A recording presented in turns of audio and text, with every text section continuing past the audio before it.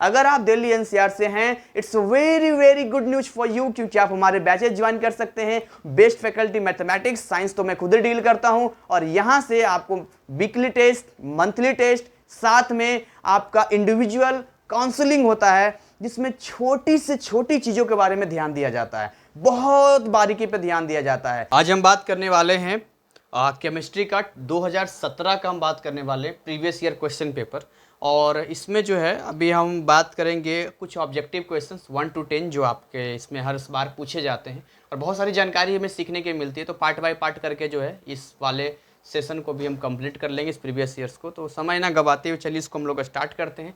Channel पे नए हो तो सब्सक्राइब करके बेल आइकन क्लिक कर लेना, ताकि नोटिफिकेशन वीडियो का आपको अपडेटेड होता रहे, आपको मिलता रहे। और वीडियो को लाइक करना या डिसलाइक करना वो आपकी मर्जी है, बाकी कमेंट सेक्शन में आके डॉट वगैरह पूछ सकते हो।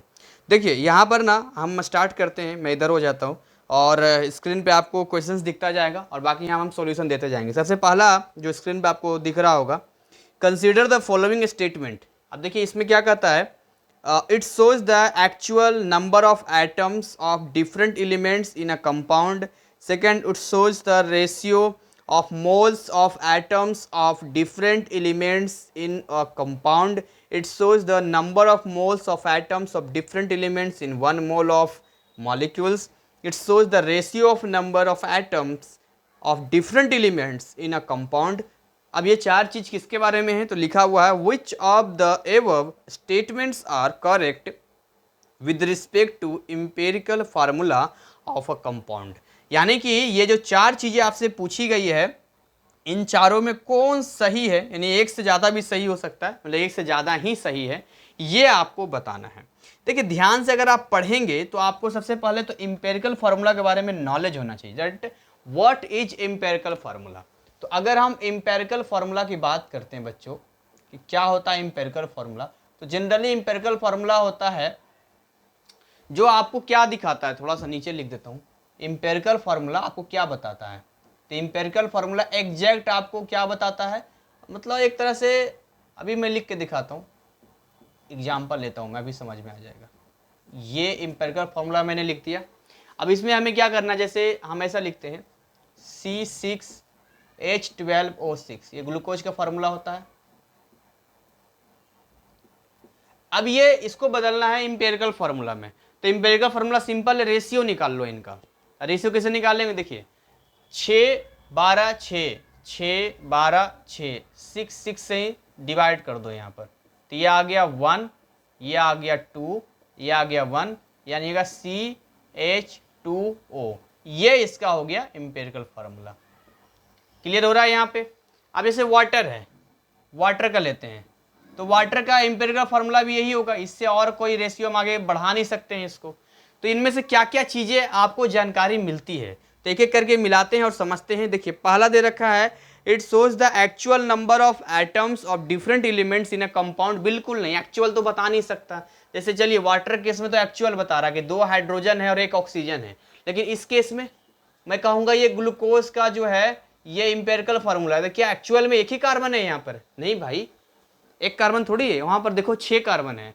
यहाँ क्या 2 ही हाइड्रोजन है? नहीं, 12 हाइड्रोजन है। क्या एक ही ऑक्सीजन है? नहीं, 6 ऑक्सीजन। तो पहला तो कैंसिल हटा दो, पहला हट गया। Second, it shows the ratio of moles of atoms of different element in a compound, यानी किसी भी कंपाउंड की बात करते हैं तो ये बताता है ratio of moles of atoms, यानी कि जैसे अब यहाँ पर बात करते हैं तो यहाँ पर क्या 2 मोल्स ऑफ हाइड्रोजन एटम है, 1 मोल ऑफ ऑक्सीजन एटम है, लेकिन यहाँ पर जरूरी है कि यहाँ पर हमें किस में बात करना होगा, 1 मोल ऑफ H2O में बात करना होगा। ध्यान देना, 1 मोल H2O होना जरूरी है यहाँ पे। वैसे तो कितना भी कंपाउंड हम ले लेंगे, तो ये इसलिए ये भी नहीं होगा। Third, it shows the number of moles of atoms of different elements in 1 mole of molecule. बिल्कुल, अगर 1 मोल की हम बात करेंगे तो उसमें हम बता सकते हैं कि यहाँ 2 मोल हाइड्रोजन है प्लस 1 मोल ऑक्सीजन है, ये हम बता सकते हैं।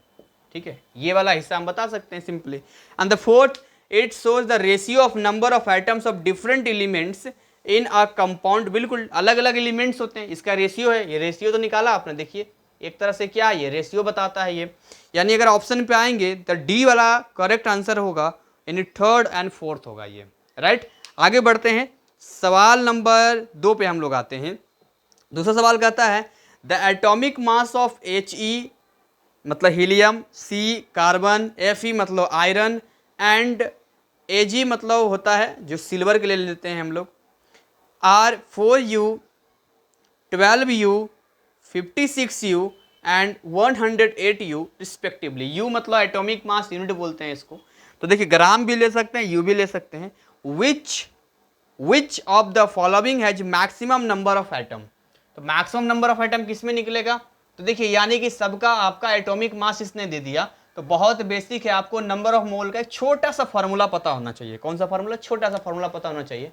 नंबर ऑफ मोल के 2 फॉर्मूले हैं, यानी कि जब आप निकालते हैं नंबर ऑफ मोल निकालते हैं तो ये 2 तरीके से निकाला जा सकता है। नंबर ऑफ मोल्स कितने तरीके से निकाला जा सकता है? 2 तरीके से, बाई मास के हिसाब से, या बाई नंबर ऑफ पार्टिकल्स, या पार्टिकल के हिसाब से। 2 तरीके से आप निकाल सकते हैं। नॉर्मली लाइफ में भी मोल्स क्या होता है, तो ये किसी भी सब्सटेंस का मेजरमेंट का तरीका होता है। जैसे आप कोई चीज़ पीस बाई पीस भी खरीद लेते हैं, कई बार 1 दर्जन 2 दर्जन 3 दर्जन, या कई बार आप मास से खरीद लेते हैं 1 kg 2 kg 3 kg, आप ऐसा भी कई बार खरीद लेते हैं। तो फॉर्मूला क्या होता है, अगर आप मास से निकालेंगे तो ये होता है गिवन मास, ठीक है, यहाँ हो जाएगा गिवन मास, जो कि गिवन मास आपको दिया जाएगा। और नीचे होता है आपका मॉलिक्यूलर मास, हो सकता है मोलर मास बोल दीजिए सिंपल। मोलर मास, अगर मॉलिक्यूल नहीं होगा तो एटॉमिक मास हो जाएगा, मोलर मास हो गया, या अगर एटम है तो एटॉमिक मास हो जाएगा, ठीक है, क्या हो जाएगा? एटॉमिक मास हो जाएगा यहाँ पे, ठीक है। और यहाँ पर जब आप निकालते हैं एन, सेम रिजल्ट आएगा, लेकिन फॉर्मूला अलग है यहाँ पर। तो यहाँ पर क्या हो जाएगा? Given number of particles, given number of particles, और नीचे क्या हो जाता है? एवोगाड्रो नंबर कितना होता है? 6.022 इंटू 10 की पावर 23 एवोगाड्रो नंबर होता है। तो अगर इसको फॉर्म में लिखेंगे तो n इज इक्वल टू क्या हो गया? m अपॉन कैपिटल M लिख देता हूँ, और यहाँ क्या हो गया? n इज इक्वल टू एक छोटा सा n में लगा देता हूँ, यहाँ पे छोटा सा कैपिटल N लगाता हूँ, यहाँ NA कर देता हूँ, a मतलब एवोगाड्रो। इन दोनों फॉर्मूलों को जब बराबर करेंगे तो यहाँ से आपको मिलेगा m upon capital M is equal to n upon NA। और आपसे क्या पूछ रहा है सवाल में? सवाल में देखिए आपको जो है गिवन मास दिया गया है, अलग अलग ऑब्जेक्टिव ऑप्शंस में एटॉमिक मास आपको दिया गया है, ये वाला आप जानते हैं, तो बच कौन सा गया? ये। और इसी पर तो सारा सवाल है कि किसका एटम्स ज़्यादा होगा। तो इसको एक बार क्लियर कर लेते हैं, यानी यहाँ आ गया n इज इक्वल टू, देखिए ये वाला मल्टीप्लाई जाएगा m upon m multiply NA मतलब एवोगाड्रो नंबर, तो ये निकल कर आ गया। अब इसी में हम बाई ऑप्शन चेक कर लेते हैं, पता चल जाएगा। जैसे ऑप्शन ए पे आते हैं, ऑप्शन ए क्या कहता है? 12 ग्राम ऑफ He, यानी यहां पर जब आप नंबर ऑफ एटम निकालेंगे He का, तो गिवन मास m का वैल्यू कितना दे रखा है? 12 ग्राम, और इसका मोलर मास कितना है He का? 4 दे रखा है। ग्राम और U एक ही होता है, यहाँ पे हम ले सकते हैं। मल्टीप्लाई NA को N ही रखो, 6.022 इंटू 10 की पावर 23, हम तुलना केवल करेंगे तो ये सॉरी इसको कट करेंगे तो ये आ जाएगा 3Na आ जाएगा यहाँ पे। अगर ऑप्शन बी पे आप आते हैं तो कहता है 12 ग्राम ऑफ कार्बन, यानी कि अगर आप कार्बन का निकालेंगे तो 12 ग्राम, तो ये ऊपर 12 और नीचे भी इसका मास जो होता है 12 भी होता है इंटू Na, तो ये तो कट गया, तो सिंपल ये कितना आ गया? Na आ गया। सी कहता है 84 ग्राम ऑफ Fe, यानी कि अगर Fe का निकालेंगे कितना नंबर ऑफ एटम होगा, तो ये देखिए ऊपर हो गया 84 और नीचे कितना हो गया? 56 इसका दे रखा है ना ऊपर में, 56 मल्टीप्लाई Na, लगभग 1.4 या 5 के आसपास आएगा, देख लेना डिवाइड करके, कुछ इस तरीके का आएगा यहाँ पर, यानी 1 और 1.5 के आसपास में ही रहेगा ये।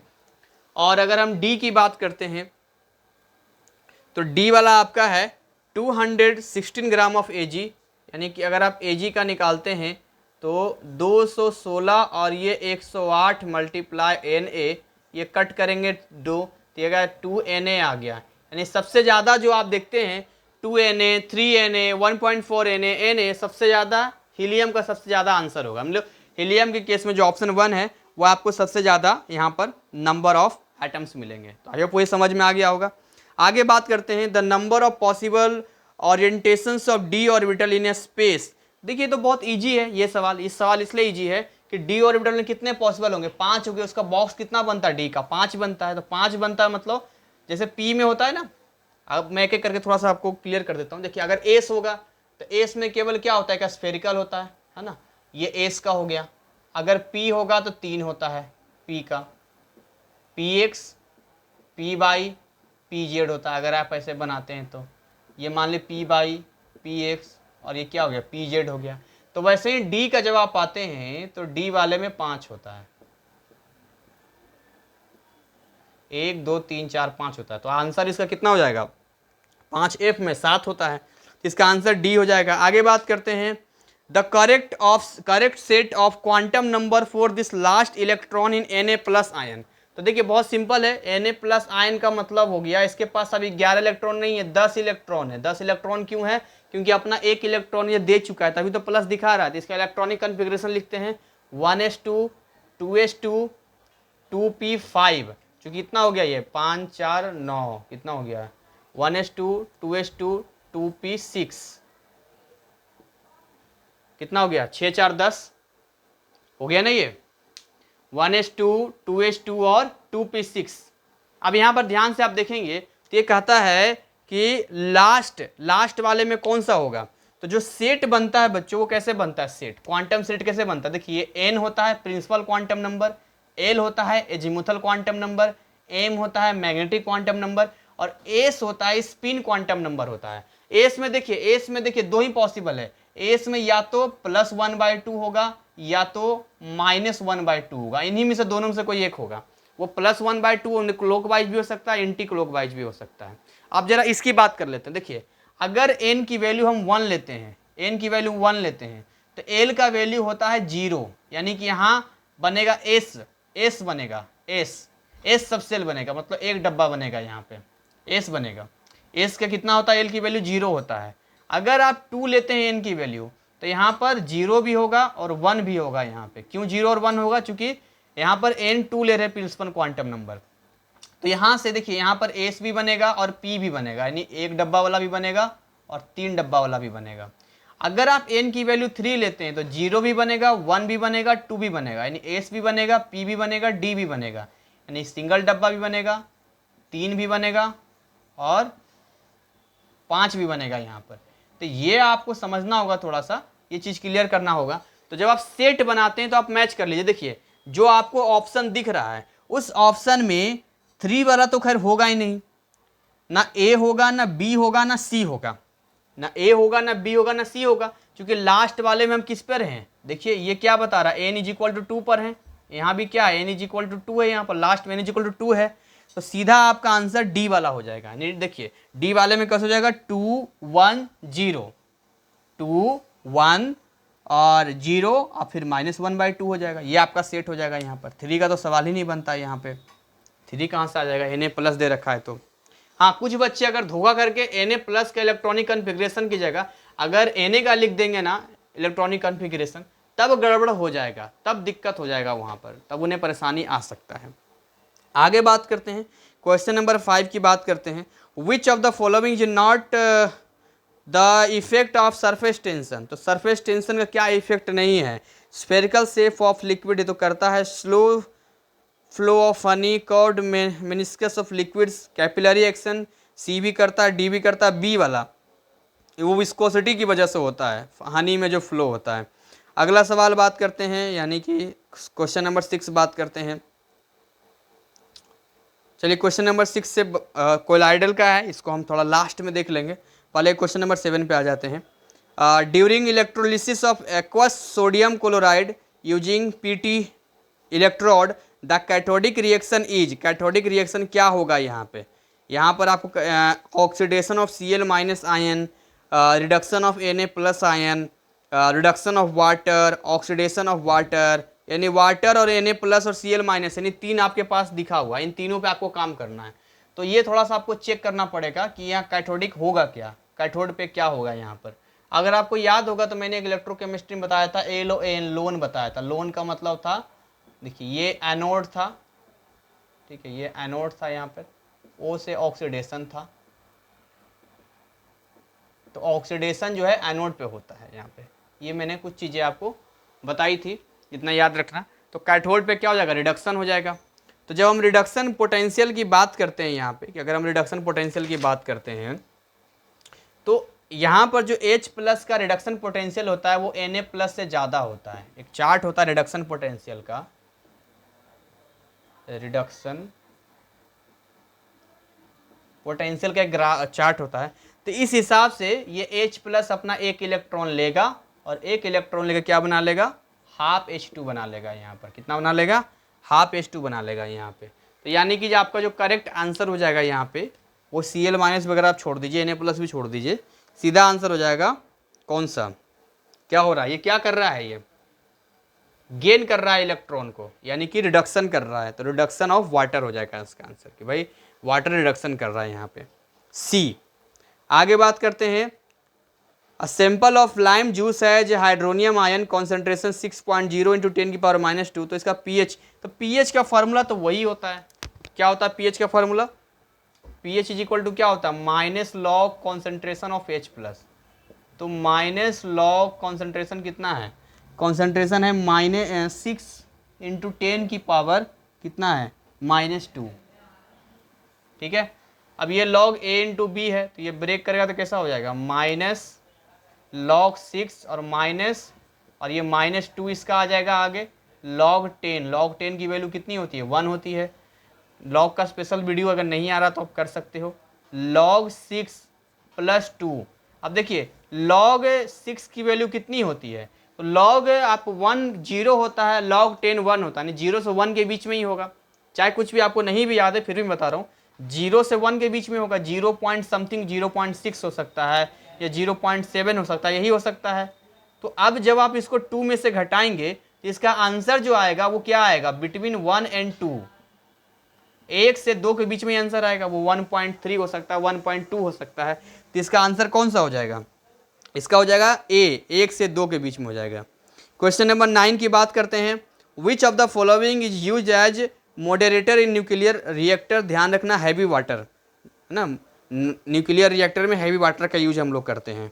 और क्वेश्चन नंबर 10 की हम लोग बात कर लेते हैं, in which of the following compounds chlorine exhibit highest oxidation state. तो क्या दिक्कत है, एक बार निकाल लेते हैं सबका, इजी से तो है, सबका निकाल लेते हैं, पता चल जाएगा। देखिए सबसे पहले दिया है KClO4, ए वाला KClO4, बी वाला BaClO का होल ट्वाइस, ClO2 का O2 का होल ट्वाइस, सी वाला HOClO2 और डी वाला Cl2O6। अब यहां पर निकाल लो भाई, किसका निकालना है बताओ, क्लोरीन का निकालना है। यहाँ इसको x मान लो, यहाँ इसको x मान लो, यहाँ इसको x मान लो, यहाँ इसको x मान लो। तो कैलकुलेट करो, 1 का +1 होता है 1 + x और O का -2 होता है, तो -8 सबको 0 कर दो, तो x कितना आ जाएगा यहाँ पर, 7 आ जाएगा यहाँ पे, क्योंकि 8 - 7 आ गया यहाँ पे। यहाँ कर लो, बेरियम का 2 होता है, 2 प्लस, अगर नहीं आ रहा इलेक्ट्रोकेमिस्ट्री के शुरू में भी मैंने बताया है, आप जाके देख सकते हैं। यहाँ देखिए x है लेकिन होल ट्वाइस है, तो यहाँ 2x हो जाएगा, और यहाँ पर क्या हो जाएगा, माइनस में 2 2 4 हो गया, 4 दूनी 8 इज इक्वल टू 0, ये 6, तो x कितना यहाँ पर आ जाएगा, 3 आ जाएगा यहाँ पे। यहाँ पर आप देखिए, यहाँ पर 1 -2 + x -4 इज इक्वल टू 0, तो ये -6 में से 1 गया तो -5, तो x कितना आ गया यहाँ पर 5 आ गया। और यहाँ देख लो 2x - 12 इज इक्वल टू 0, तो x इज इक्वल टू कितना आ गया, 6 आ गया। तो हाईएस्ट तो यहीं पर आ रहा है, यानी आंसर ए सही होगा। तो इस तरीके से जो है यहाँ तक हमने इसको यहाँ तक कर लिया।